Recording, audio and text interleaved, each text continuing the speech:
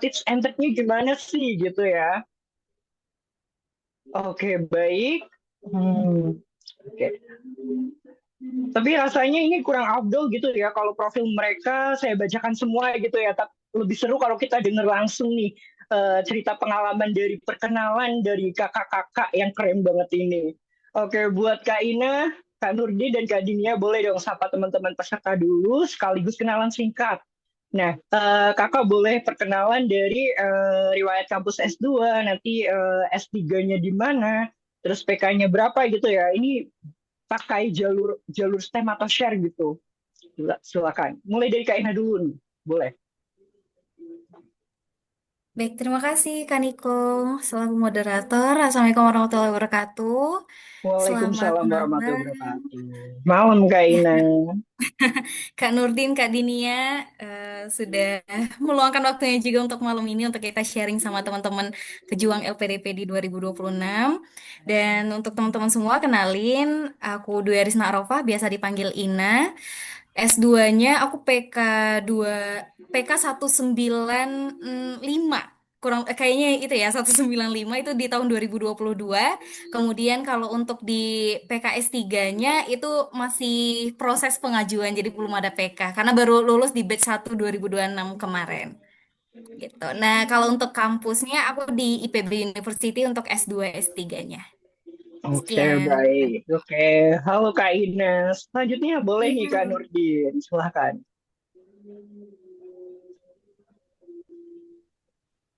Suaranya kayaknya belum Belum, ini ya. belum masuk nih kan.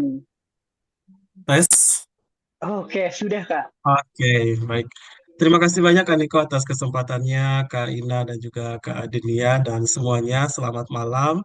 Dan perkenalkan, saya Nurdi Maskur.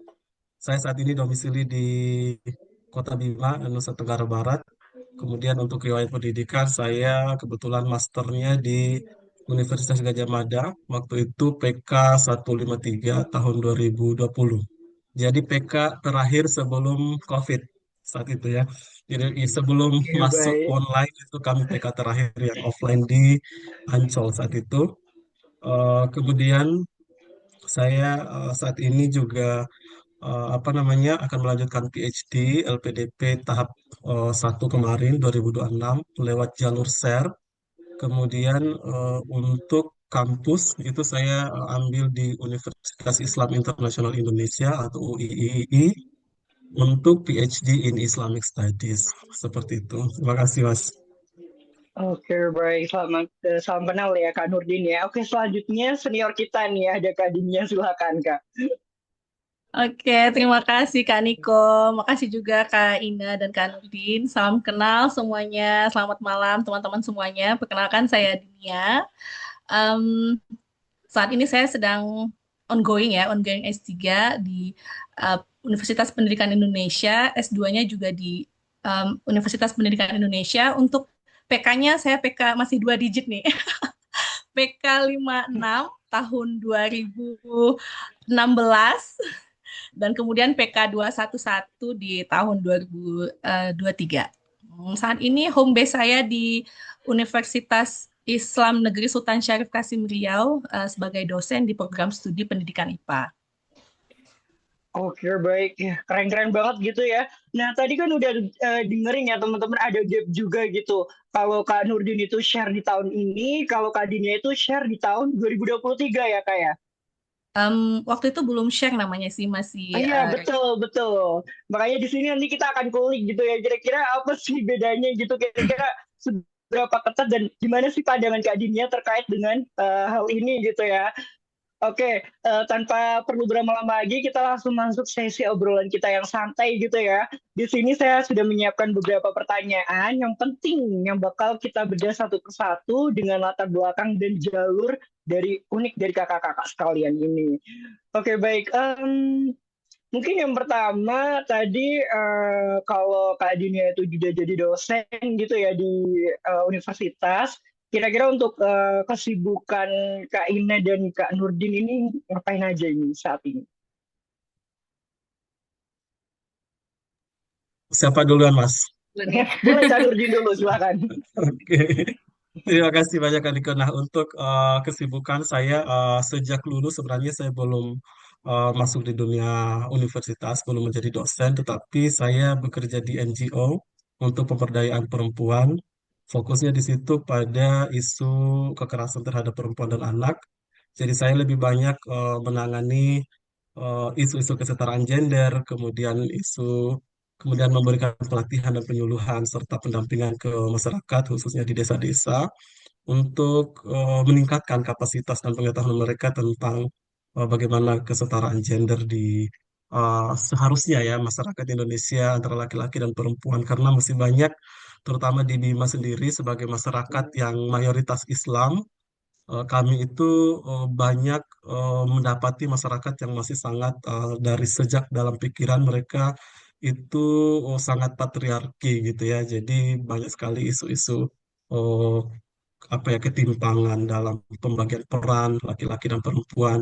Jadi ya di chat sudah di-mention itu Larimpu. Jadi saya di NGO Larimpu di mana saya di situ sebagai Research Education and Development divisinya yang mana memang khusus untuk isu apa ya untuk merumuskan sebuah program berdasarkan riset kemudian memberikan penyuluhan-penyuluhan yang berdasarkan kebutuhan yang ada di masyarakat. Lalu saya lebih banyak juga melakukan publikasi sebenarnya. Jadi meskipun bukan dosen, ini mungkin yang menjadi salah satu kekuatan ya kenapa bisa jadi saya diterima padahal bukan dosen gitu. Jadi selama saya bekerja di NGO itu, saya juga tetap melakukan publikasi baik tulisan opini, kemudian penelitian-penelitian dengan dosen-dosen yang ada di kampus, dan terakhir saya menjadi asisten peneliti dari peneliti BRIN gitu. Seperti itu, Mas. Oke, baik. Wah, berarti udah kelihatan gitu ya. Kira-kira urgensinya apa gitu untuk melanjutkan S3 itu udah kelihatan banget gitu ya. Oke, sekarang lanjut ke Kak Ina nih. Kesibukan saat ini apa sih, Kak? Kalau aku kesibukan saat ini, jujur sebenarnya masih fresh graduate ya, karena aku baru lulus S2 itu di tahun kemarin, kemudian aku langsung persiapan untuk S3, soalnya ketika aku mau mencoba untuk daftar jadi dosen, ternyata kualifikasi sekarang itu minimal ongoing S3 untuk jurusanku. Jadi makanya aku harus melanjutkan pendidikan S3 secepatnya, seperti itu. Jadi teman-teman juga nggak usah khawatir yang mungkin memang belum memiliki pengalaman kerja ataupun yang ya belum punya banyak pengalaman itu masih punya peluang besar untuk lolos LPDP kok. Jadi aku sekarang Oke. masih ya masih menunggu untuk intake aja nanti. Oke, baik, baik. Oke, baik, Kak Ina. Kak Ina, fresh graduate dulu ya. Jadi ini jadi salah satu motivasi kenapa harus lanjut S3 gitu buat jadi dosen gitu ya. Nah, kira-kira saya mau tanya pertanyaan selanjutnya nih. Sebenarnya kakak-kakak di sini tuh punya motivasi apa sih gitu ya? Kok nggak kapok-kapok gitu sekolah gitu ya, mau berjuang lagi setelah lulus S2 dan lanjut S3 gitu ya dengan LPDP juga gitu. Gimana sih sebenarnya motivasinya dari Kak Dinia nih? Silakan. Oke, baik. Terima kasih, Kak Niko. Ya, kalau motivasi saya mungkin karena memang profesinya sebagai dosen ya, itu memang nomor satunya itu menjadi salah satu jenjang karir yang memang harus dilalui gitu untuk lanjut studi S3. Namun selain itu memang kalau pengalaman pribadi saya, karena saya itu jadi dosen 2019 ya, saya lanjut studi di 2023, saya kayak ngerasa kok eh, saya harus keluar dari comfort zone saya gitu ya. Saya ngerasa kayak keilmuan saya tuh kayak stuck aja gitu, kayak saya perlu pengembangan diri yang lebih luas gitu ya, saya butuh networking yang lebih luas, kemudian butuh pengembangan ilmu pengetahuan yang lebih luas, makanya saya melanjutkan studi S3.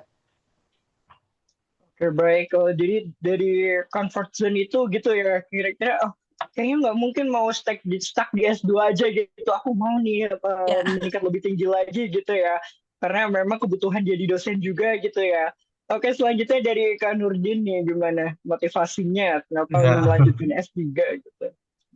kalau saya jujur ya, kalau saya flashback kembali di saat saya S2 tahun 2020-2023, itu saya cukup panjang ya, jadi 3 tahun saya S2 waktu itu.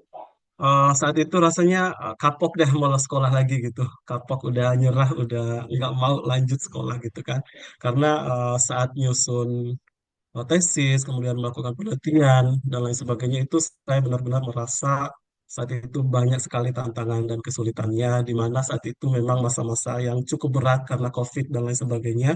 Tetapi kemudian isu saya juga yang saya angkat saat itu agak nekat karena saya mengangkat isu terkait dengan kekerasan berbasis agama, yaitu terorisme, di mana ini isu yang sangat sensitif dan membuat saya kewalahan sendiri, agak sulit melakukan observasi, wawancara, dan lain sebagainya. Sehingga saya merasa, waduh, kayaknya untuk sekolah lagi, enggak lagi deh gitu kan. Lalu kemudian bekerja di NGO itu ternyata membuat saya sadar kebutuhan di masyarakat, terutama di desa-desa itu masih sangat banyak diperlukan kita-kita yang terutama memiliki kapasitas pengetahuan dan lain sebagainya untuk memberikan salah satunya adalah minimal banget itu program pelatihan dan lain sebagainya yang memang berdasarkan kebutuhan mereka. Misalnya dalam konteks saya, karena saya bekerja di dalam isu pemberdayaan perempuan, banyak sekali materi-materi yang diberikan oleh katakanlah oleh donor dan lain sebagainya. Karena saya bekerja dengan UN Women, salah satunya itu di mana materi-materi modul-modul yang mereka berikan itu tidak sensitif terhadap kebutuhan lokal, misalnya isu-isu terkait dengan gender equality, resilience, social cohesion, dan lain sebagainya itu adalah topik-topik yang kayaknya kalau sampai ke masyarakat desa itu tidak make sense, tidak mudah dipahami gitu. Akhirnya kemudian saya melakukan pendalaman materi-materi modul dan lain sebagainya. Saya bedah dengan teman-teman di NGO di Larimpu itu bagaimana sih modul-modul yang dari barat, dari atas itu benar-benar disesuaikan dengan konteks. Kemudian beberapa hal, beberapa kali kami coba itu ternyata berhasil, sehingga saya merasa, oh ini perlu nih, perlu didalami karena untuk melakukan hal ini kan tentu kita perlu yang namanya kapasitas pengetahuan, perlu pendekatan. Sementara kita di S2 kemarin, khususnya saya, itu tidak belajar hal itu. Saya tidak belajar terkait dengan bagaimana pengembangan modul yang sensitif terhadap kebutuhan lokal, karena saya isunya adalah agama dan budaya. Agama dan budaya, di mana saya lebih spesifik lagi kepada isu radikalisme dan terorisme. Jadi sangat jomplang, sehingga oh harus nih lanjut sekolah lagi. Saya perlu meningkatkan kapasitas saya untuk benar-benar bagaimana ilmu itu atau modul-modul yang dikembangkan selama ini itu dalam pelatihan-pelatihan di desa-desa, di masyarakat, itu jauh lebih, apa ya, istilahnya itu mendaratkan ya, mendaratkan pengetahuan-pengetahuan yang ada di awang-awang kapasitas yang ada dalam pikiran manusia-manusia pintar, manusia-manusia yang ada di kampus-kampus itu eh, diturunkan lagi nih standarnya agar benar-benar mudah dipahami oleh masyarakat. Jadi itu sih salah satu jika dicari motivasinya apa ya salah satunya itu. Oke, baik. Kalau Karnudin ini dari permasalahan gitu ya, permasalahan yang memang dekat gitu dengan kita dari pekerjaan gitu. Nah, ternyata melihat dari situ tuh punya urgensi nih yang harus diangkat dan masyarakat itu harus tahu gitu, harus lebih merata pengetahuannya gitu ya. Kalau dari Kak Nurdi. Kalau dari Kak Ina gimana nih? Tadi selain motivasi karena memang mau jadi dosen harus S3, kira-kira di luar itu ada nggak sih motivasi yang lain gitu dari Kak Ina? Kalau motivasi yang lain, sebenarnya memang realistisnya itu karena kebutuhan S3 dan kebutuhan jadi dosen itu. Tapi memang secara niat dari SMA itu ingin banget melanjutkan pendidikan sampai jenjang S3. Jadi ya kalau ditanya perihal kapok atau tidaknya, ya mungkin kita eh, akan merasakan overwhelm juga nantinya. Tapi ya mau nggak mau harus tetap kita hadapi gitu sih. Jadi ya motivasi utamanya itu karena ingin jadi dosen itu tadi. Hmm. Oke, baik. Jadi memang ya salah satunya juga mimpi gitu ya. Teman-teman kan di sini pasti punya mimpi gitu. Kira-kira nanti ke depannya mau gimana gitu. Nah, salah satunya kan untuk melanjutkan sekolah juga itu adalah sebuah mimpi gitu. Nggak semua orang juga punya mimpi untuk melanjutkan sekolah. Nah, gimana caranya sih teman-teman untuk melanjutkan sekolah ini tuh nggak keluar banyak uang tapi dibiayai langsung sama negara yaitu dengan LPDP gitu ya. Oke, baik. Eh, Jujur dari kakak-kakak di sini pas daftar S3 kemarin itu ada rasa terbebani gitu nggak sih? Karena kan statusnya ini kan udah alumni LPDP semua gitu ya. Nah, eh, yang diharapkan itu memang harus lolos lagi gitu. Nah, kira-kira gimana nih? Terasa terbebani nggak sih dari Kak Nurdin sendiri gimana? Kalau saya pribadi sebenarnya izin ini mungkin agak personal karena saya sih merasa selama kita tidak menyalahi regulasi ya why not gitu kan. Karena memang di LPDP tidak ada yang melarang kita untuk melanjutkan S3 lagi kalau kita sudah pernah menjadi awardi di saat kita S2 gitu. Nah, kalau beban ya itu tadi pertama saya tidak menjadikan itu sebagai sebuah beban karena saya apply juga itu setelah pertimbangan yang cukup panjang ya, terutama untuk melanjutkan PhD ini hal yang tidak mudah pastinya karena itu komitmen yang jangka panjang 4 tahun, tidak mudah menulis, meneliti dan lain sebagainya. Itu tentu pertimbangan yang luar biasa sehingga kita benar-benar yakin mau apply lagi untuk PhD. Karena saya sendiri, karena tadi ya pengalaman S2 itu agak sulit, agak berat. Kemudian keadaan juga, saya sudah berkeluarga, punya anak, istri, pasti akan LDM dan lain sebagainya. Itu eh, tidak mudah untuk kita benar-benar yakin untuk apply lagi untuk LPDP untuk kedua kalinya. Jadi kalau dikatakan beban atau tidak, ya saya merasa itu tidak beban karena itu kembali ke preferensi pribadi. Apakah kita memang komitmen untuk melanjutkan studi lagi atau kita ya udah cukup dengan jenjang S2 lalu kita berkarir seperti itu. Oke, baik. Jadi bukan beban dari Kanurnya itu bukan beban karena kembali lagi regulasi LPDP itu nggak membatasi untuk teman-teman yang lulus S2 ini melanjutkan S3 gitu ya. Karena tadi personal kembali gitu ya. Di sini juga bebannya sebenarnya lebih ke internalnya gitu ya. Karena bebannya memang harus meninggalkan keluarga gitu nanti untuk studi dan lain sebagainya gitu. Oke, dari Kak Dinia gimana nih? Karena kan Kak Dinia senior kita gitu ya. Kenapa sih nggak kenapa sih pengen lanjut S3 gitu? Dan apakah terbebani untuk melanjutkan S3 melalui LPDP juga? Kalau saya pribadi ya kalau boleh jujur sih tidak terbebani sama sekali ya. Karena harusnya karena gini ya, karena waktu saya S2 itu kan alhamdulillah LPDP juga ya. Jadi selama saya studi S2 saya tidak pernah ada masalah selama studi dan kemudian juga lulus studinya tepat waktu, kemudian menjaga nama baik LPDP gitu ya. Jadi saya merasa ketika saya harus apply S3 dengan beasiswa LPDP itu malah menjadi salah satu semacam apa ya, saya kayak udah megang satu kunci gitu ya, selama ini saya punya track record yang baik karena kan gini ya, mungkin bisa jadi pengingat juga buat teman-teman yang nanti akan menjadi awardee LPDP. Harapannya ketika studi memang studilah dengan sungguh-sungguh gitu ya, kalau bisa uh, cetak prestasi sebanyak mungkin, karya sebanyak mungkin karena nanti di dalam akun beasiswa itu ada pelaporan studi, kemudian juga berapa banyak aktivitas sosial yang dilakukan, kemudian juga prestasinya itu juga ada di dalam akun pelaporan itu ya. Jadi kalau teman-teman semua punya track record yang bagus gitu ya, bahkan sampai selesai studi pun melaporkan studi dengan rinci, dengan baik gitu ya, itu menjadi salah satu semacam kita udah pegang satu kunci nih bahwasanya kita punya track record yang baik selama menjadi awardee LPDP ketika S2. Jadi ketika S3 itu paling fokusnya ya hanya terkait dengan um, kontribusi selanjutnya ketika nanti sedang studi S3 ataupun setelah studi S3. Karena kalau saya boleh bagi pengalaman gitu ya, teman-teman yang kalau dulu tuh gini ya, ketika S2 itu untuk dana penelitian, setiap URDI itu harus melampirkan bukti gitu ya, bukti pengeluaran RAB dan sebagainya. Nah, ada beberapa yang mungkin ke-skip kali ya, ke-skip itu sampai ada blacklist gitu ya dari LPDP, ada yang tidak mengirimkan pelaporan selesai studi. Nah, itu kan menjadi apa ya? Menjadi catatan hitam gitu ya. Jadi harapannya teman-teman nanti ketika sudah menjadi awardee, apalagi yang S2 gitu. Tapi bukan berarti nanti ketika jadi awardee S3 bermasalah, nggak kayak gitu ya. Artinya studilah dengan baik, buat track record yang baik, karena ini kan amanah ya, amanah besar yang memang harus benar-benar kita pegang dan kita jalani gitu. Jadi harapannya teman-teman yang punya track record baik itu udah menjadi salah satu kunci ketika teman-teman mau apply LPDP di jenjang S3. Oke, baik. Terima kasih dari Kak Dinia. Ini jadi saran aku juga karena aku juga saya juga baru mengajukan untuk PK gitu di tahun ini dan baru mulai mau untuk S2 di Agustus nanti gitu ya. Jadi akan saya reminder gitu untuk track record itu sangat-sangat penting kalau memang Betul. masih mau melanjutkan di S3 LPDP gitu ya.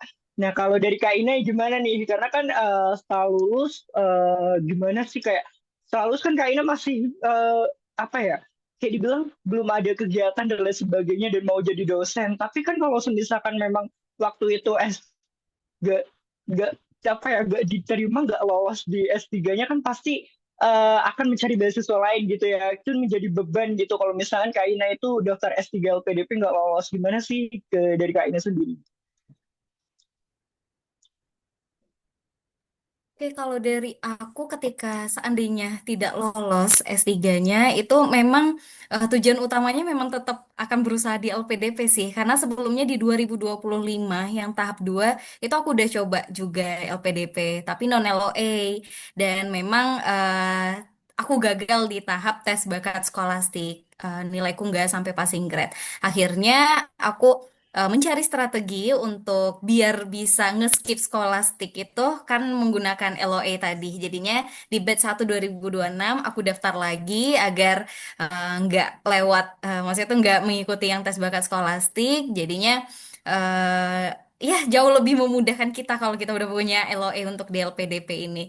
Perihal terbebani, mungkin dari segi apa ya, kalau di LPDP kan kita punya kewajiban untuk mengabdi 2N+1 ya. Dan kabarnya sekarang itu 2N deh, kurang lebih segitu. Nah, mungkin memang karena aku sebelumnya belum ada melakukan pengabdian nih setelah aku S2, otomatis nanti aku akan rapel setelah S3. Tapi ya balik lagi karena kita juga akan mungkin tujuanku emang jadi dosen dan kan tidak mungkin juga aku akan membatasi hanya sebatas ketentuan ya 2N+1 doang habis itu aku selesai enggak kan pasti akan terus ingin lanjut sampai ya mungkin akhirnya kita sampai pensiun. Jadi ya kalau untuk terbebani yang kewajiban kontribusi itu juga nggak ada kayak gitu. Tapi ya kalau aku kemarin itu gagal, aku akan coba terus yang di LPDP-nya. Karena menurutku LPDP ini udah eh, apa ya beasiswa strategis banget untuk membantu kita dan sama sekali aku tidak ada bantuan biaya orang tua juga. Jadi kayak semua udah terpenuhi alhamdulillahnya gitu. Oke, baik. Kalau dari Kak Ina, sedikit terbebani karena ada pengabdian ya setelah lulus S2 gitu LPDP dan Kak Ina pun langsung lanjut S3 gitu. Tapi ternyata itu bukan jadi beban juga jadi ya teman-teman diingat kalau misalkan memang kita ada tujuan atau urgensi yang memang harus kita lanjut S3 tanpa belum belum pengabdian gitu ya. Maksudnya akan dirempel Iya, selanjutnya ya nggak iya. masalah gitu ya. Oke, baik. Oke, ini selanjutnya adalah pertanyaan yang memang akan khusus gitu ya. Oke, baik. Dari Kak Dinia dulu nih. Kak Dinia kan jalurnya share ya. Kalau kita bilang sekarang itu share karena pendidikan itu pendidikan termasuk IPA dan lain sebagainya itu masuk ke share gitu untuk tahun ini. Dan sekarang juga Kak Dinia lagi ongoing S3 gitu ya. Nah, di tahun 2026 ini baik tahap 1 atau tahap 2 itu ada skema STEM sama share gitu. Nah, dan dilihat juga dari kemarin tahap 1 di batch 1 2026 itu share itu kerasa banget gitu kalau perubahannya dibanding-banding tahun sebelumnya tuh di situ itu share itu maksimal 20% gitu ya. Kalau yang minimal itu minimal 80% adalah dari teman-teman yang STEM gitu. Nah, kenapa sih menurut Kak Dinia ini kenapa persaingan jalur share itu jadi semakin ketat gitu di tahun tahun ini, tahun 2026 ini? Ya, kalau dari point of view dari saya sendiri gitu ya, em, dari pengalaman saya ini ada beberapa mente saya juga ya. Mungkin kayak kalau kayak Kak Ina tadi tanpa pengabdian bisa langsung lolos S3 gitu ya. Em, itu pasti ada track record di S2-nya Kak Ina. Kak Ina itu udah banyak pengabdian dan penelitian. Bener nggak sih? Bener ya? Nah, Betul sama nggak Kak kayak Ina? Kak Nurdin juga tadi ya. Udah banyak, meskipun bukan dosen, gitu. Tadi penekanan banget tuh Kak Nurdin. Nah, tapi beliau udah banyak banget kontribusinya gitu. Nah, jadi beberapa mente saya ini ketika saya lihat, jadi mereka masih seperti awang-awang kayaknya ya. Jadi kayak seperti belum menentukan. Kayaknya aku mau S3 di bidang education ini, di bidang pendidikan ini untuk apa gitu. Jadi artinya teman-teman di sini yang mau lanjut S2 ataupun S3 gitu ya di bidang pendidikan, itu memang harus udah tahu mau memposisikan dirinya nanti itu sebagai apa gitu ya. Saya kayak Kak Nudin tadi, meskipun bukan di pendidikan sudah banyak sekali kontribusinya. Nah, jadi teman-teman itu saya lihat ya, kontribusi di dunia pendidikannya itu masih kurang. Saya nggak tahu ya, saya nggak tahu ini ke-skip sama calon penerima beasiswa atau memang tidak ada kontribusinya. Nah, jadi gini, mungkin saya boleh sampaikan ya, mungkin teman-teman kebanyakan bingung gitu ya, kontribusi yang seperti apa sih gitu ya, apakah harus ada organisasi khusus yang kita join gitu ya. Sebenarnya simpel-simpel aja lah, misalnya kayak Kak Nurdin tadi ke masyarakatnya langsung gitu ya. Nah, kalau di pendidikan mungkin kalau saya, pengalaman saya ketika S1, saya sering ikut jadi volunteer khusus di bidang education. Jadi setiap ada kegiatan, misalnya nih ada kegiatan les gratis untuk anak yatim gitu ya, diselenggarakan oleh Bimbel yang waktu itu saya ngajak di situ. Nah, jadi saya ikut sebagai volunteer pengajar yang tidak dibayar untuk anak yatim. Nah, kemudian saya juga bareng teman-teman saya ya, kita buat perpustakaan mini di suatu uh, kampung yang waktu itu tuh masih 3T ya, di Aceh Besar. Nah, jadi itu padahal sederhana gitu ya. Kita cuman buat perpustakaan mini yang di situ kita minta bantuan ke Puswil gitu ya, minta bantuan dapat buku, terus kita nyari dana ke sana ke sini gitu. Nah, itu juga udah kontribusi. Atau teman-teman yang buka les privat di rumah nih khusus untuk anak yatim gratis tiap Sabtu Minggu, itu juga udah kontribusi loh gitu. Jadi jangan berpikirnya kayak kontribusi itu sesuatu yang big gitu. Bahkan even yang kecil ya itu juga kontribusi, itu jadi poin plus di LPDP. Nah, jadi teman-teman itu kayak saya lihat masih kurang mention ya, kurang mention atau kurang menjelaskan ya kontribusi apa yang sudah dilakukan di bidang pendidikan. Nah, itu sih yang saya lihat kebanyakannya kekurangannya di situ. Jadi mungkin teman-teman, kalau saya dulu juga gimana ya, saya juga mungkin nggak saya aja, mungkin teman-teman kita nggak bisa ngelihat apa yang sudah kita lakukan, kekurangan dari dalam diri kita. Mungkin kita bisa tanya ke teman-teman, apa ya yang udah pernah kita lakukan, atau kamu ingat nggak ya aku pernah ikut kegiatan apa. Nah, mungkin bisa di flashback lagi, dicari lagi data-datanya, atau diingat-ingat lagi kontribusi apa yang udah pernah dilakukan. Mungkin itu sih, Kak. Oke, baik. Jadi ini terkaitannya dengan yang persaingan jalur share yang ketat itu karena memang kontribusi pendidikannya teman-teman yang kurang. Jadi semakin berkurang, semakin berkurang. Jadi peluang share ini tuh jadi semakin tipis gitu ya. Oke, baik. Oke. Nah, selanjutnya ini buat Kak Nurdin ini. Kan Kak Nurdin ini baru lolos di DES 1 2026 kemarin gitu ya. Gimana sih rasanya menghadapi persaingan jalur share tahun ini yang kotanya itu sangat-sangat ketat gitu ya. Apalagi ya sudah apa ya mengalami langsung gitulah dari Kak Dinia dari POV-nya. Sekarang Kak Nurdin itu yang mengalami secara langsung. Kira-kira ada strategi nggak sih Kak Nurdin ini biar tetap menonjol dari apa ya peserta-peserta yang lain gitu kira-kira Ya, gimana? baik Kak Niko. Gini, saya kemarin mengikuti sesi apa namanya sesi apa ya sambutan lah dari tim LPDP langsung. Jadi untuk yang penerima terbaru ini sudah ada pelaporan dari LPDP sendiri berapa persentase yang lulus dari kategori ini, kemudian representasi daerah ini, daerah A itu berapa yang diterima dan lain sebagainya. Dan saya melihat 20% itu untuk share itu maksimal. Itu nilai maksimal. Betul, Jadi bukan betul, minimal 20%. Maksimal dan di angkatan 2026 batch 1 kemarin itu 13%. Tiga betul, belas betul. persen. Lalu saya melihat lagi di kategori saya itu hanya 28 orang. Itu 28 orang 0, sekian persen lah. Jadi seperti itu. Jadi kompetisinya itu sangat ketat. Nah, kalau melihat trennya seperti itu, otomatis kalau bagi saya pribadi persiapannya itu tidak boleh eh, main-main gitu, karena memang harus harus maksimal gitu. Dan kalau bisa itu pakai strategi seperti Mbak Ina misalnya, atau juga saya sendiri juga pakai strategi itu, yaitu melalui jalur LOE. Karena kalau saya melihat trennya, yang berguguran di tes bakat skolastik itu puluhan ribu orang. Itu Betul, puluhan ribu betul. orang. Jadi belum masuk tahap substansi itu sudah gagal.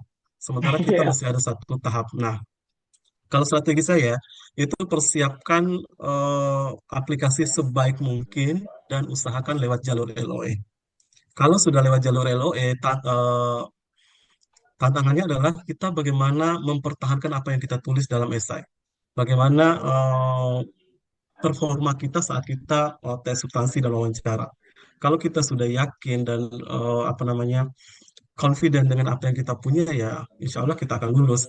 Saya sendiri jujur langsung merasakan meskipun kompetisinya itu sangat ketat, tetapi saya sendiri saat sesi interview itu berjalan dengan sangat-sangat lancar, dan di sesi terakhir itu saya langsung bilang, oh, dalam hati, oh ini lulus.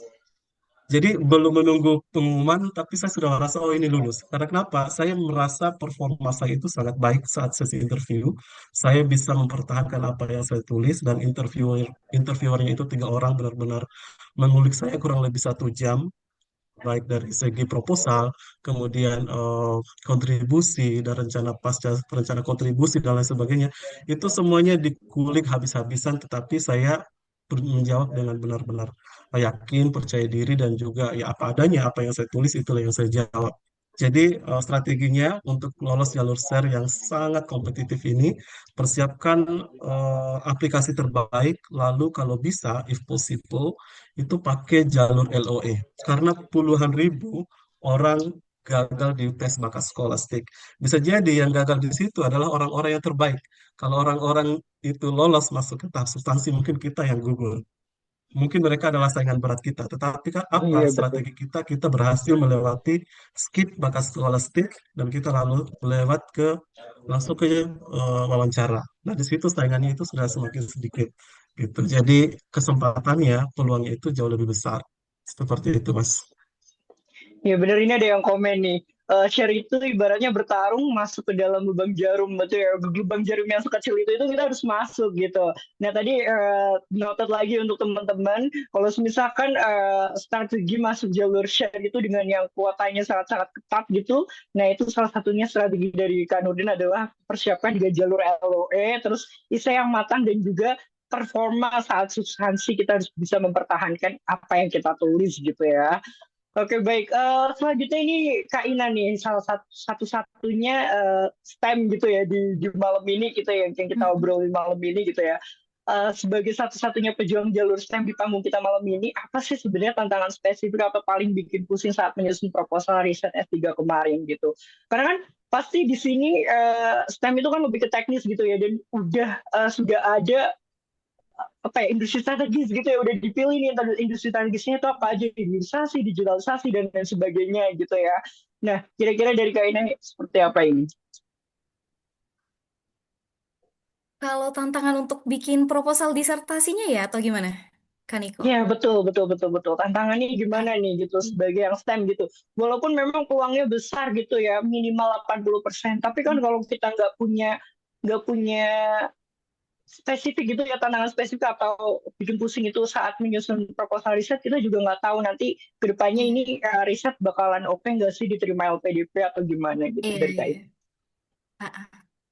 Oke, perihal proposal riset, aku itu melakukan diskusi dengan calon promotorku, ya diskusi kayak riset yang lagi sangat dibutuhkan, karena aku pertanian ya, jadi yang sangat dibutuhkan di bidang pertanian saat ini apa sih Pak gitu. Jadi kayak diskusi gitu, jadi diberikan saran bahwasannya saat ini pemerintah tuh pengen menghasilkan padi dengan nutrisi yang tinggi. Jadi dari kebutuhan itulah aku angkat sebagai rencana disertasiku. Nah, ini juga bisa untuk teman-teman yang mau daftar, baik itu rencana tesis ataupun rencana disertasi, itu bisa diskusikan dengan mungkin dosen pembimbing saat S1 atau calon promotor di S2 itu bisa. Jadi, mungkin dari saran beliau, karena beliau sudah terjun di dunia akademik lebih lama, jadinya pastinya tahu gitu ya yang sekarang dibutuhkan itu apa. Jadi dari sanalah aku angkat kebutuhan risetnya, kemudian dari kebutuhan riset barulah aku tarik ke isu yang ada sekarang. Kan memang setiap kita beda-beda ya untuk menulis esai. Ada yang berawal dari isu apa sih yang ada di sekitar kita, barulah dari isu itu kita Betul. angkat jadi rencana riset dan kontribusi. Nah, tapi aku kebalikannya. Aku tuh dari rencana riset dulu yang memang sudah diinformasikan oleh dosenku, kemudian baru aku tarik ada masalah apa sih sebenarnya kok bisa sangat dibutuhkan riset ini gitu. Jadi ya goalsnya sama aja, tapi caranya aja yang berbeda. Nah, memang sekarang banyak banget yang bingung ya mau ngangkat masalah apa, terus kontribusinya apa. Jadi mungkin bisa juga salah satunya diskusi dengan dosen teman-teman gitu. Jadi mungkin dari sana bisa brainstorming juga. Kayak gitu sih aku kalau untuk rencana riset. Jadi yang jadi tantangan aku bukan di proposal risetnya, tapi bagaimana cara aku meyakinkan panelis untuk ah, aku tuh belum punya home base gitu kan. Memang sangat banyak orang meragukan aku. Kan kamu belum kerja. Betul. Emang mereka melihat kontribusi kamu dari mana kayak gitu. Jadi di esaiku yang aku highlight adalah kegiatan-kegiatan pengabdian saat organisasi. Kebetulan aku join juga di kelurahan LPDP, aku jadi saat itu kepala divisi sosial masyarakatnya. Jadi memang aku highlight semua program kerja aku masukin ke esai. Jadi melihat dari si pengabdian masyarakatnya itu aja. Karena memang LPDP itu kan sangat senang ya membahas tentang pengabdian-pengabdian kayak gitu. Jadi makanya aku nge-highlight ke sananya, Bu. Belum ada aku sama sekali nge-highlight perihal pekerjaanku gitu. Jadi teman-teman juga bisa memunculin mungkin ada pengalaman KKN itu juga bisa atau pengalaman pengabdian saat di organisasi S1-nya itu juga bisa. Jadi di-mention aja bentuk-bentuk pengabdian itu menurutku gitu sih. Oke, baik. Kalau dari Kak Ina itu yang pusingnya itu tadi karena belum ada kerja dan lain sebagainya gitu. Jadi bingung gitu kira-kira mau ngambil apa gitu. Tapi Kak Ina itu punya pengalaman-pengalaman yang memang bisa mengangkat Kak Ina itu untuk mendaftar S3 gitu dan kembali lagi tadi teman-teman kalau misalnya memang bingung atau bingung ya isinya mau ngapain sih kontribusinya dan sebagainya itu coba untuk ditanyakan dan dibahas secara langsung gitu ya itu juga memudahkan kita kira-kira ke Indonesia butuh saat ini tuh butuh apa gitu.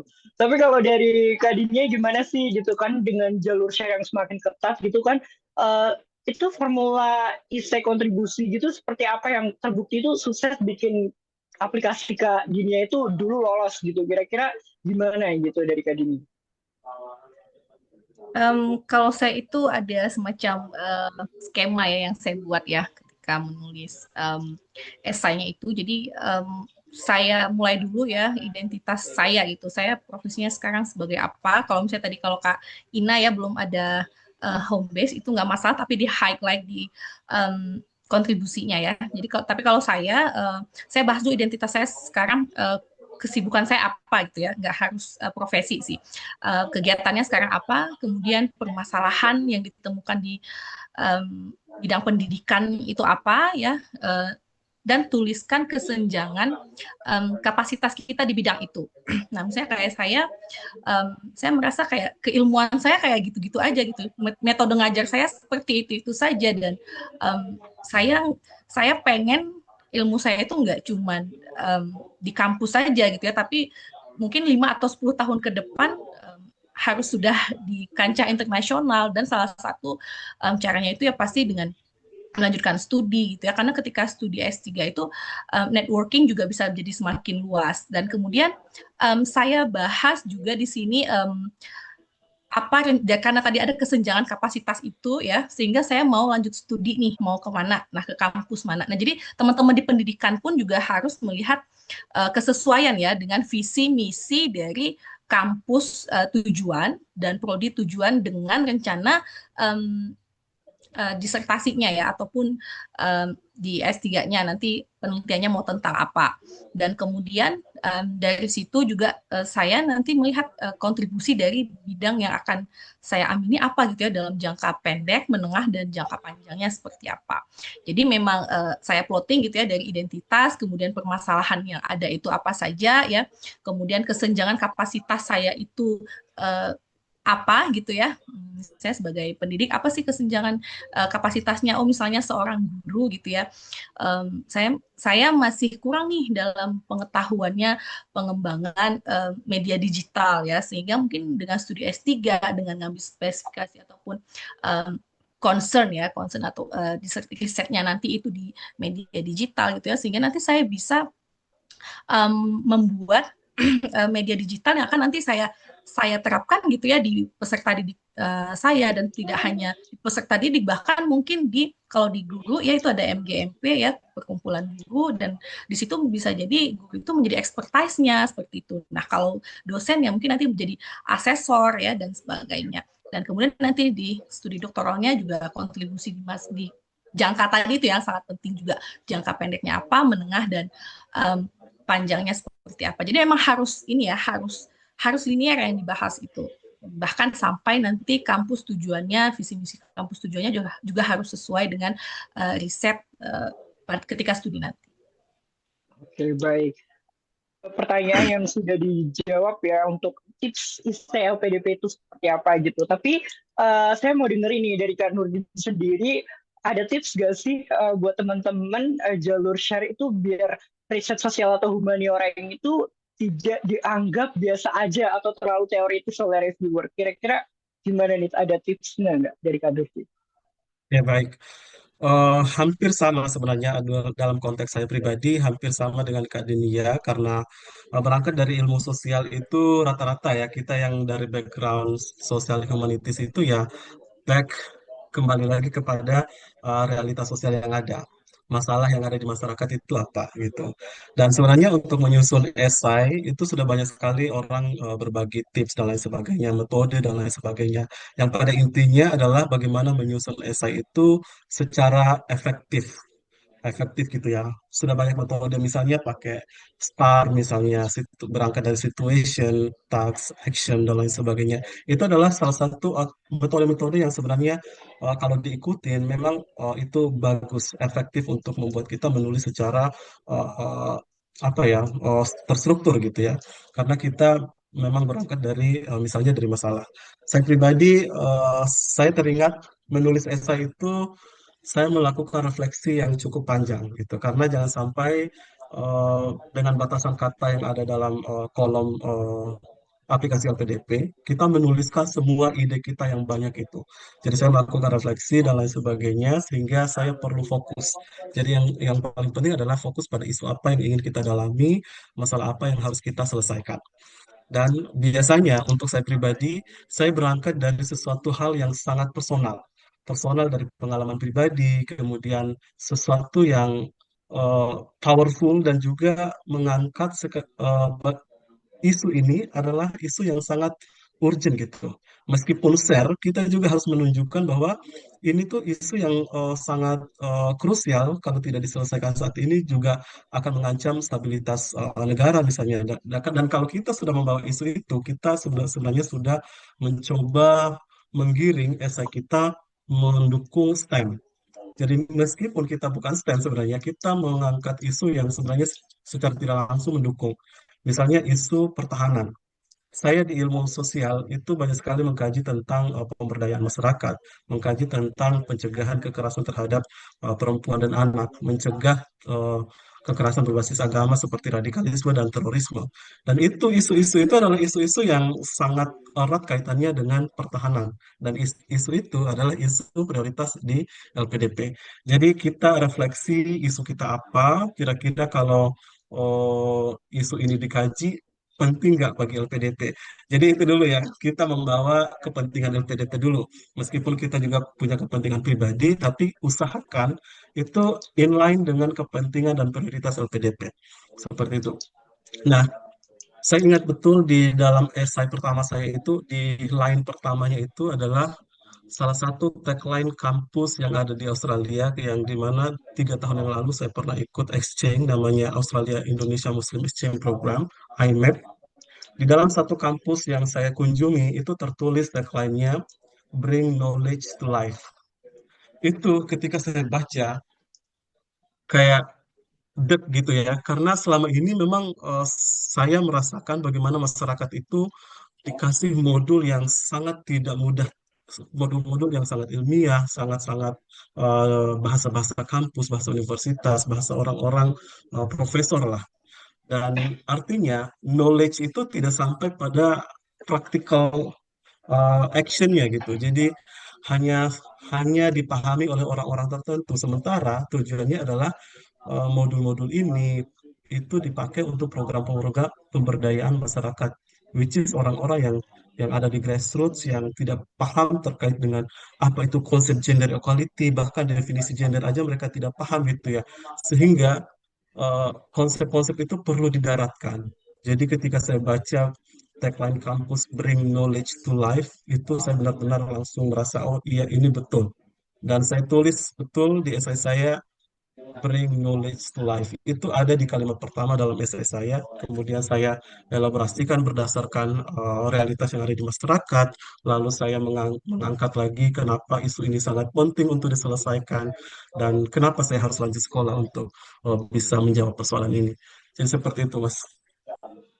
Oke, baik, oke, baik. Hmm. Jadi kalau bisa dibilang Kak Dinia juga Kak Nurdi itu kesepakat gitu. Kalau pertama itu pasti identitasnya dulu. Kira-kira permasalahannya apa gitu ya.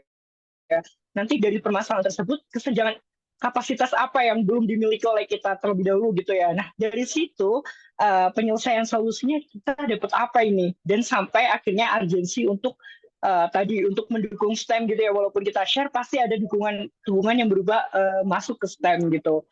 Ini juga udah banyak dijawab sama Kak Dinia sama Kak Ina gitu ya. Ini di komen gitu ya. Kira-kira apa aja nanti untuk wawancara, nanti kita di sini untuk pertanyaan-pertanyaannya terkait wawancara ya. Ini ada yang bilang apakah rencana short, mid, long term itu harus disebutkan tahunnya Kak di essay? Itu wajib, memang harus dijelaskan gitu ya. Karena di sini udah bilang kalau misalkan memang calon award ini ya sungguh-sungguh gitu. Kalau misalkan mereka udah memetakan kira-kira di dalam short term itu berapa tahun gitu ya. Oke, baik. Oke, baik. Untuk Kak Ina sendiri nih, gimana sih untuk Kak Ina kan STEM gitu ya, sangat-sangat teknis gitu ya. Kira-kira gimana sih cara menyederhanakan bahasa riset yang penuh formula teknis gitu itu supaya tetap menarik dan bisa dipahami mudah oleh reviewer awam saat wawancara? Gimana nih dari Kak Ina? Oke. Oke, kalau perihal risetnya ya atau yang di proposal disertasi atau topik rencana tesis, menurutku kita tidak perlu menyederhanakan hal itu. Tetap aja sesuai dengan porsi kita di akademik kita. Karena nanti saat substansi itu kan memang ada bagian yang mewawancara kita, ada bagian akademiknya, kemudian kan psikolog sama praktisi itu kan. Jadi ya untuk menyederhanakan itu menurutku tidak perlu. Namun untuk kalimat-kalimat lainnya yang di esai kan paling hanya sedikit ya kita bahas tentang rencana penelitian kita, tapi selebihnya itu kayak kalau aku mendukung ketahanan pangan. Jadi ya fokus aja dengan bahasa yang formal, bahasa sederhana. Jadi tidak perlu kita menggunakan bahasa akademik biar terlihat keren, itu nggak perlu. Jadi ya sederhananya gimana aku ingin aku melihat dari masalah ketahanan pangan yang saat ini memang belum terwujud, kemudian aku bahas dari segi produksi padi dan dari sana aku tarik kebutuhan sama riset aku, rencana riset aku, dan akhirnya goalsnya tuh bagaimana kita kontribusi kita. Jadi kontribusi yang kita buat itu sebaiknya itu memang eh, menjawab dari masalah yang sudah kita angkat. Aku masalahnya mau membantu ketahanan pangan. Jadi mulai dari topikku untuk ketahanan pangan ini juga, dan rencana kontribusiku itu goalsnya untuk ketahanan pangan ini agar bisa mewujudkan itu tadi yang Indonesia Emas 2045 itu. Jadi ya beberapa setiap kita ya Kak Dini ya Kak Nurdin ataupun Kak Niko kan kita juga bantu mentoring juga ya. Nah, Pak, ada Betul. juga teman-teman yang mau daftar ini tidak sinkron, nggak ada punya benang merahnya antara masalah yang diangkat apa, kemudian rencana kontribusinya apa gitu. Nah, itu sangat harus dihindari, teman-teman. Jadi upayakan kita tuh masih di satu garis yang sama, mulai dari isunya apa, kemudian kebutuhan jurusan kita atau rencana tesis maupun disertasi kita apa, dan akhirnya kontribusi itu menjawab masalah yang kita angkat itu. Jadi kayak ngapain kita ngangkat masalah kalau solusi kita tuh bukan untuk memecahkan masalah itu gitu. Jadi ya Betul, betul. sebaiknya tuh memang kontribusi itu bahwasannya kita adalah solusi untuk masalah yang kita angkat lah, kayak gitu. Jadi fokuskan ke sana teman-teman, karena memang sangat banyak yang eh, kurang ada benang merahnya antara itu. Mungkin itu juga salah satu yang membuat panelis kurang yakin dengan kita. Karena kita yang ini orang kok kayak orang bingung ya gitu. Jadi ya itu juga salah satu poin penting ya yang harus kita persiapkan menjelang submit nantinya dan juga substansi nantinya gitu. Tapi kalau perihal STEM ini aku sangat bersyukur ya.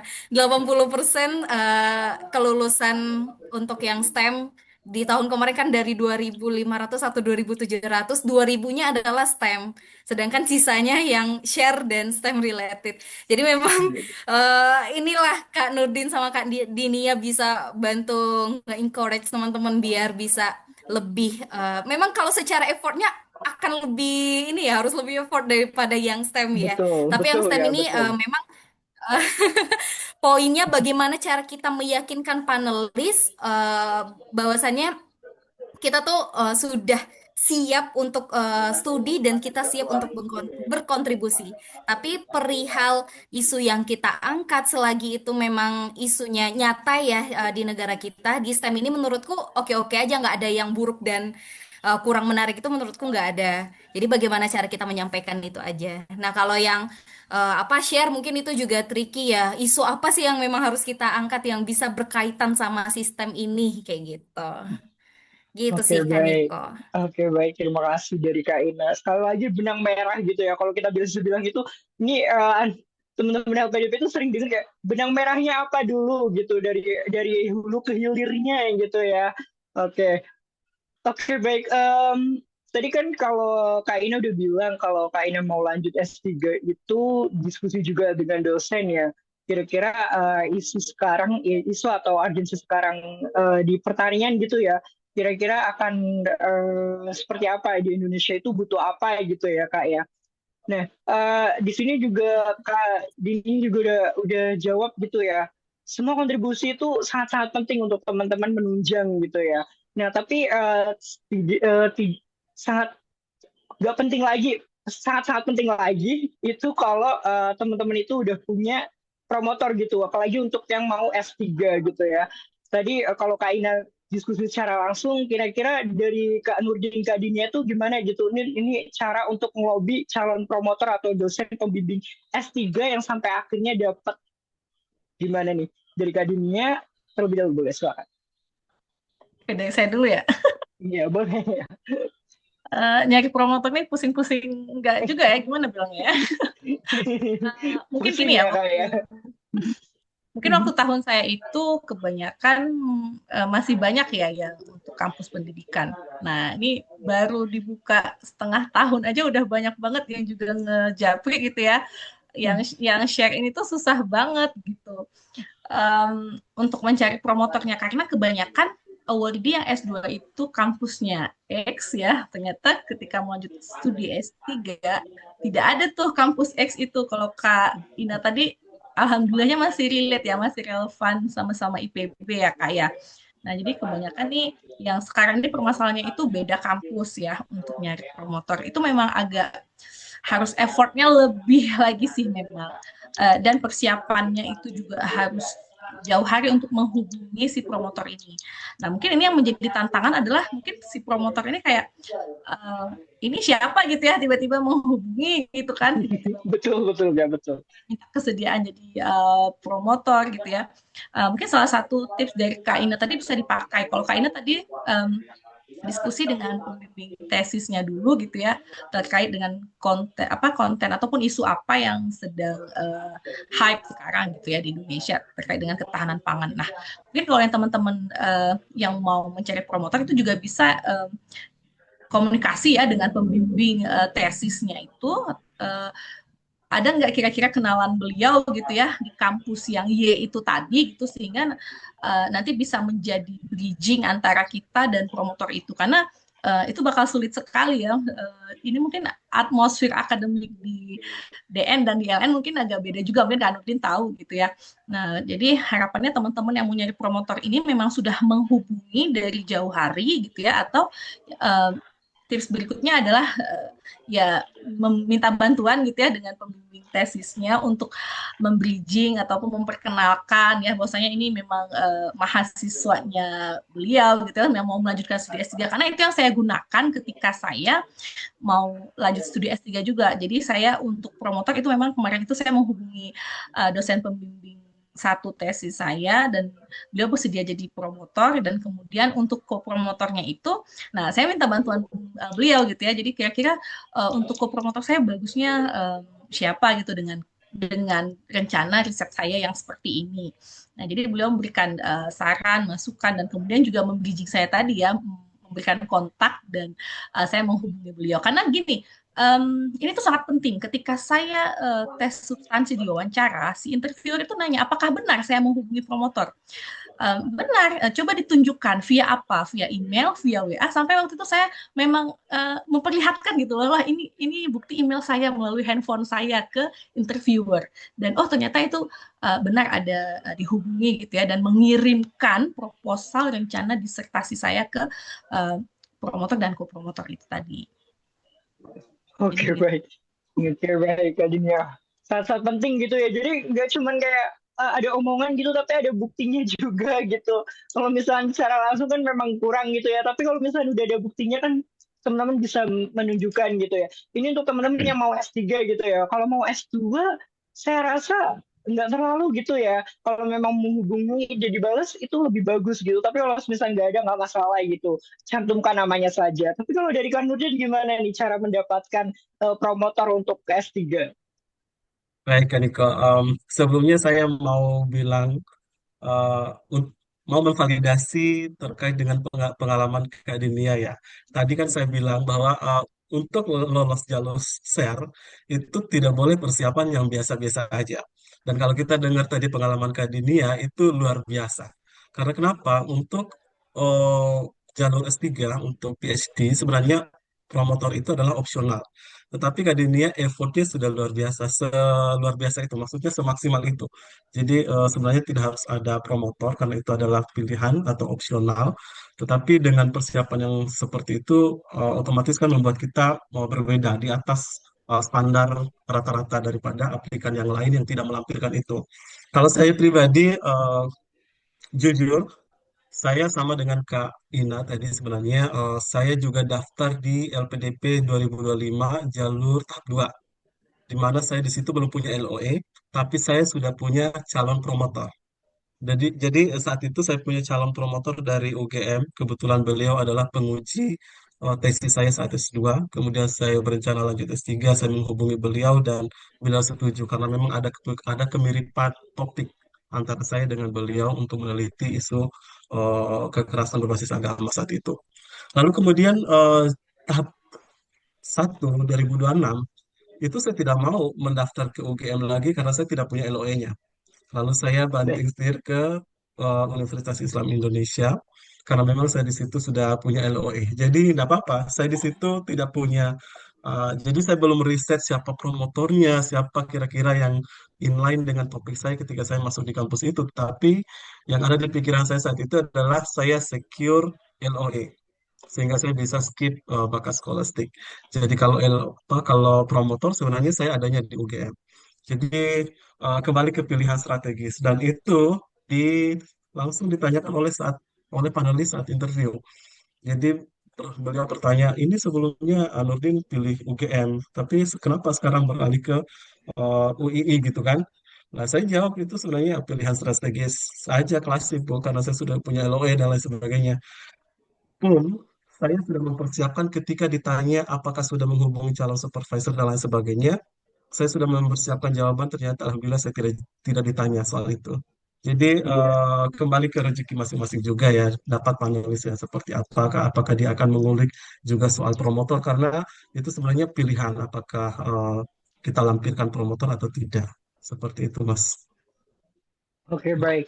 Jadi kembali lagi saya juga kalau ngomong ke Minte atau pas lagi mock up, kembali lagi nanti kalian itu dapat panelis yang baik atau enggak gitu ya. Tapi memang kalau misalkan ya merasa kayak oh ini pasti akan ditanya, ditulis, dicatat, terus kira-kira jawabannya apa itu udah disimpan. Walaupun nanti gak ditanya, itu bukan sia-sia gitu ya. Tapi teman-teman udah berusaha matang gitu untuk nanti jawabannya akan seperti apa gitu ya. Oke, kita langsung lanjut ke topik yang wawancara nih. Tadi kan udah ada yang nanya juga gitu ya. Sebenarnya ini ada yang tanya, dari 100 pertanyaan wawancara, seberapa persen kira-kira pertanyaan seputar disertasi? Bagian mana yang paling diulik-ulik sama reviewer gitu ya? Oke, mungkin yang pertama dari Kak Ina dulu nih. Karena dari Kak Ina, silakan. Oke, kalau dari aku nih, kayaknya beda pengalaman ya sama Kak Dini sama Kak Nurdin. Aku waktu S2, dari 100% wawancara, itu 80%-nya membahas tentang tesisku gitu. Jadi Oke, baik. 20%-nya kepribadian dan kontribusi. Jadi memang sangat dikulik tentang tesisku waktu S2. Dan mungkin sepertinya si akademisinya itu passionnya itu sama dengan aku, makanya tertarik untuk ngulik hal itu. Nah, beda di aku S3, padahal S3 ini kan disertasi kita lampirin rencana proposal. Yang Betul. aku kira itu bakal ditanya ya, perihal disertasiku, tapi sama sekali nggak ditanya. Jadi aku waktu S3 kemarin nggak ditanya sama sekali. Cuma ditanyanya perihal isu yang aku angkat, yang ketahanan pangannya doang.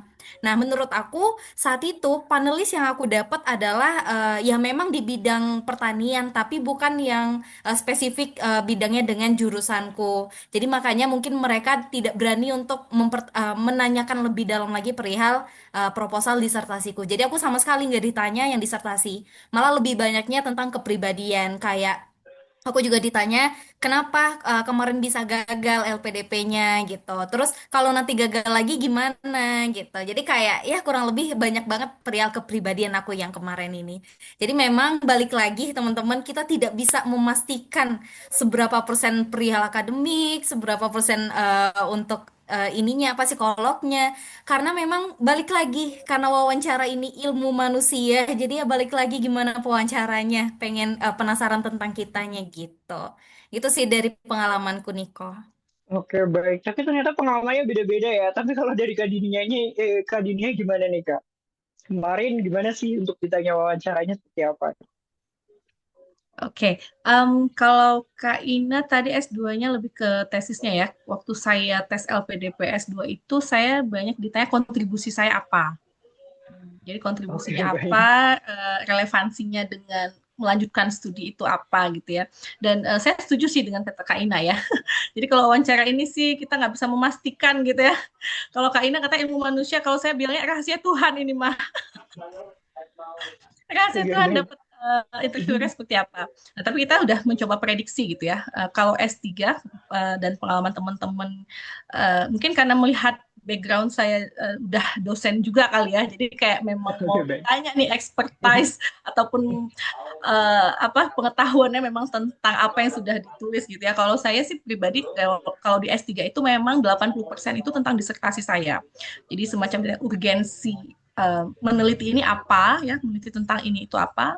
Waktu itu saya tentang gamification dalam pendidikan dan kemudian kaitannya dengan 21st century skills ya, dengan keterampilan kreativitas, kemudian keterampilan problem solving. Nah, waktu itu rencana disertasi saya itu ya. Dan kemudian itu memang ditanya apa pentingnya urgensi mengembangkan penelitian tentang ini, kemudian novelty-nya apa, tuh, kemudian teori yang digunakan apa, gitu. Even bahkan ditanyain ini itu pengembangan model atau posisi gamification dalam pendidikan itu seperti apa posisinya, dan kemudian bahkan teknik pengambilan sampelnya seperti apa, kenapa sampelnya jumlahnya demikian, dan kemudian kontribusi jangka pendek, menengah, dan panjang dari penelitian ini apa gitu. Bahkan dua interviewer itu memang menanyakan disertasi saya ini gitu ya.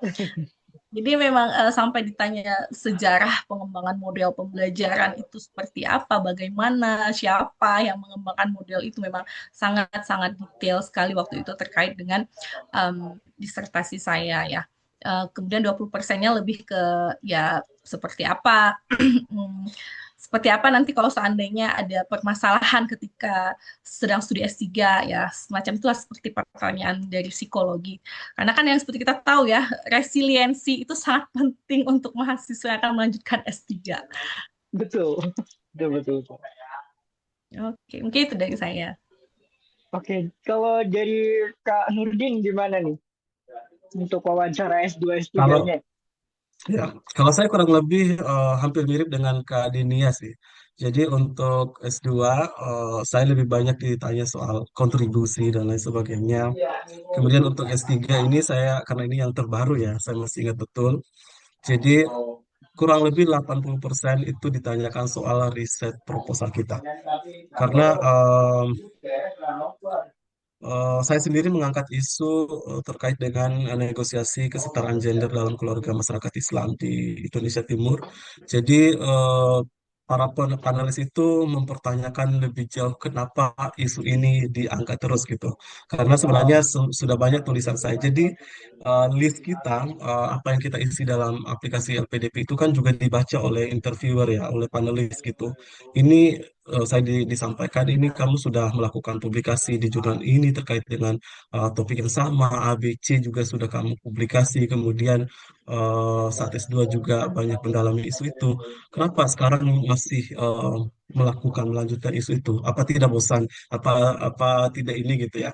Ya saya kembali ya untuk mengangkat isu itu ya kembali kepada realitas yang ada di masyarakat di masa itu karena memang kesetaraan gender sampai hari ini itu belum belum benar-benar eh, ada gitu ya. Bahkan saya menunjukkan data ada tingkat kekerasan dalam rumah tangga, domestic violence, kekerasan terhadap perempuan, kemudian beban ganda perempuan bekerja dan dalam pengasuhan dan lain sebagainya itu ada datanya dan itu langsung dari yang tertinggi dari misalnya UN, United Nations, kemudian dari data kementerian, lalu saya juga bekerja di NGO, memang menangani isu-isu tersebut. Jadi ya tidak ada istilah, tidak ada alasan untuk mereka menolak riset tersebut.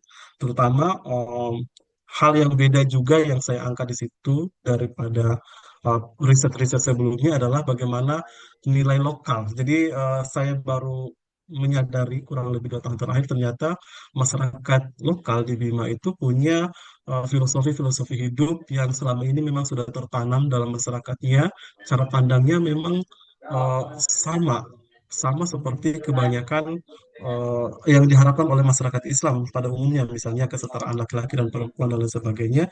Tetapi ternyata itu tidak dihidupkan, itu tidak benar-benar dipraktikkan dalam kehidupan sehari-hari. Itulah yang saya angkat, bagaimana nilai-nilai lokal yang ada ini terkait dengan kesetaraan gender itu bisa dinaikkan kembali, dihidupkan kembali dalam konteks itu diciptakan dalam model modul misalnya. Dalam model modul kemudian bisa dipraktikkan dalam program-program pemberdayaan masyarakat di desa-desa.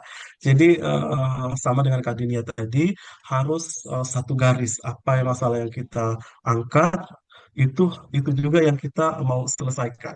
Jadi jangan masalahnya A, kemudian setelah studi kita berencana untuk melakukan sesuatu yang beda gitu atau B gitu.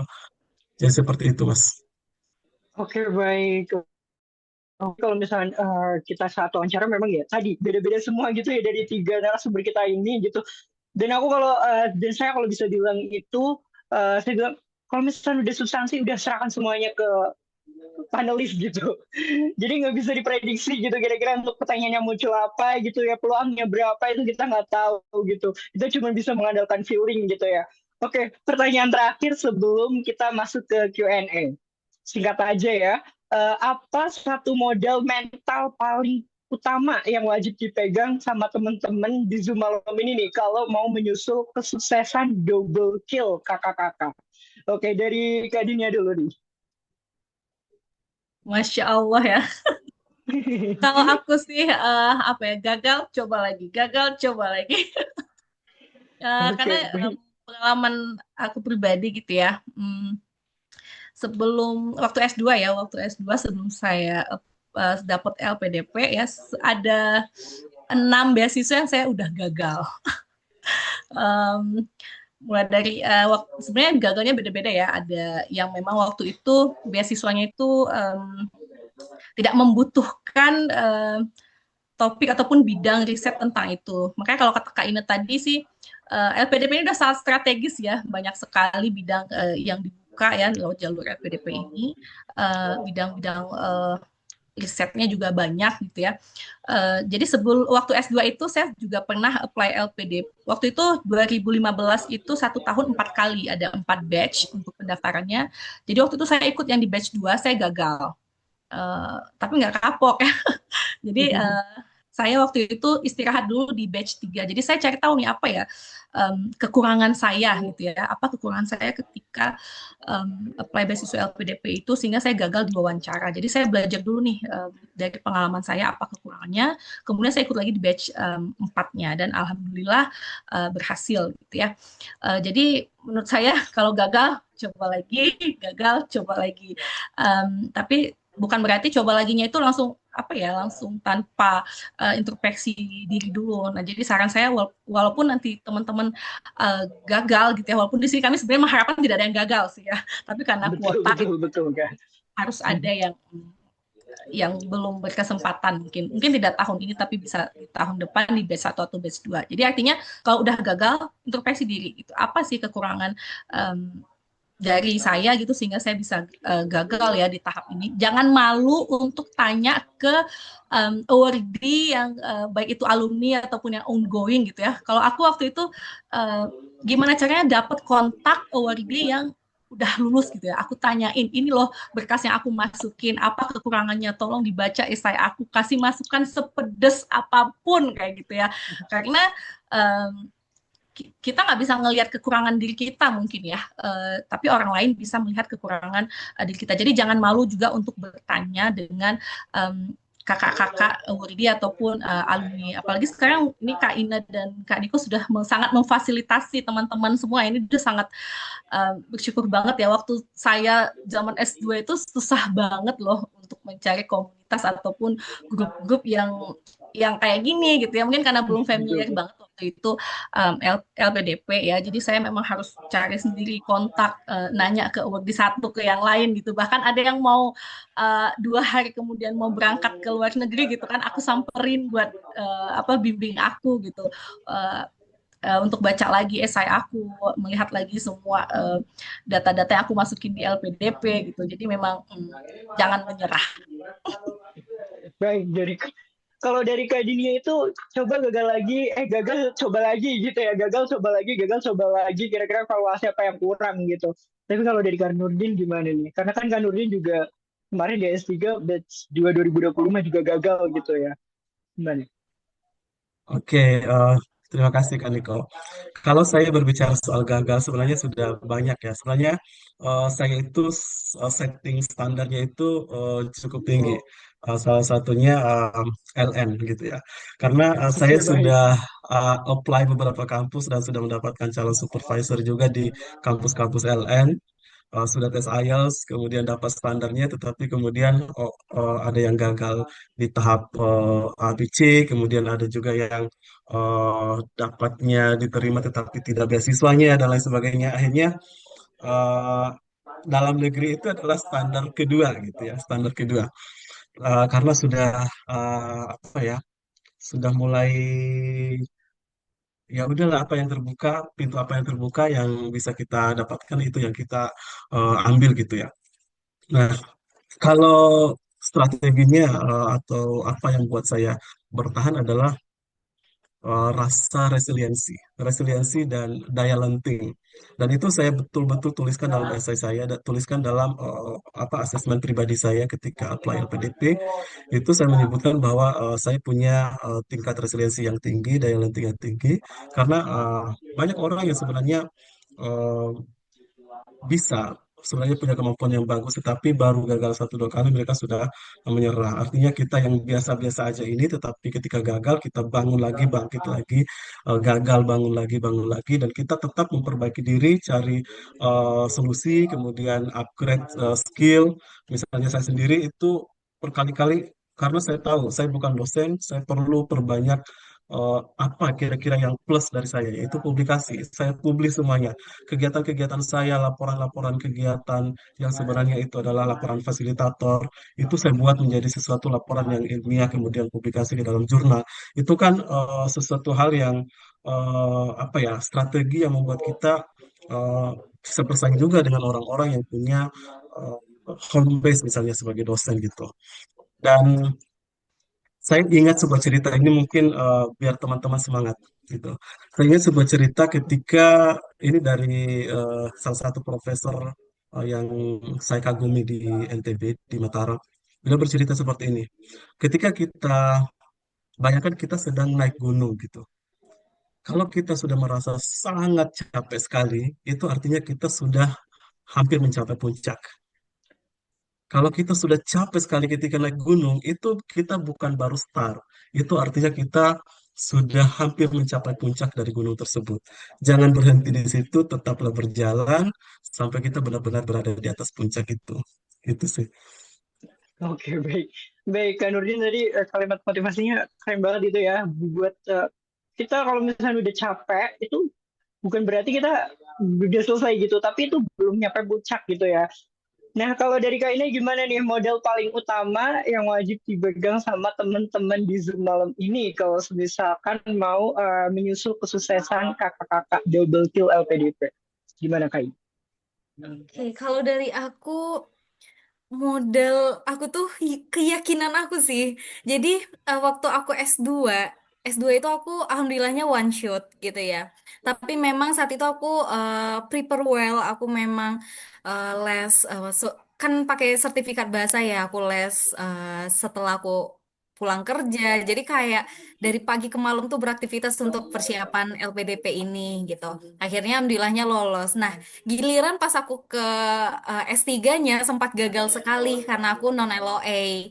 Jadi saat itu ya menangis juga gitu ya. Tapi memang perbedaan antara aku daftar yang saat S2 dengan S3 kemarin, S3 itu aku kayak oke, aku coba aja gitu kan. Coba dulu aja gitu.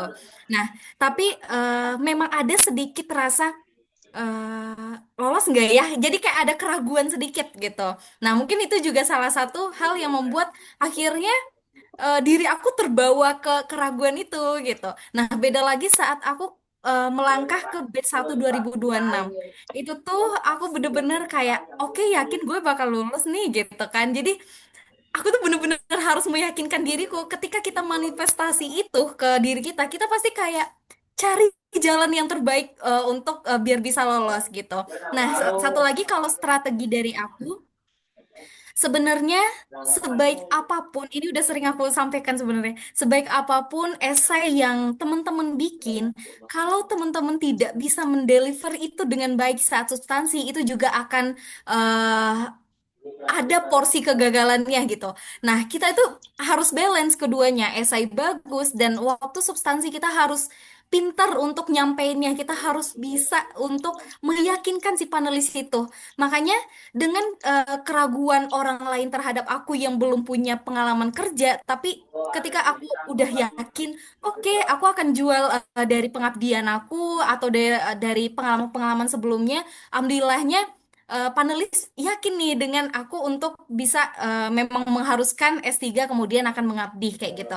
Jadi itu juga salah satu strategi untuk teman-teman. Intinya ya kita harus tetap prepare well, kita yakin dan juga jangan lupa berdoa. Nah, kita jalur darat dan langit juga lah kita semuanya kita ini kan gitu sih kan Niko.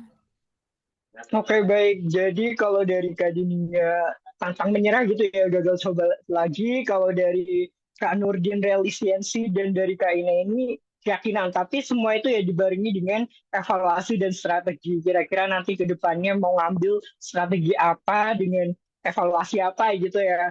Oke, baik. Sebelum kita Q&A, ini tadi lupa nih untuk dokumentasi. Kita dokumentasi terlebih dahulu. Teman-teman silakan on cam. Oke. On cam. Silakan teman-teman on cam dulu ya. Perlihatkan wajah. Yang mau nanya juga harus on cam.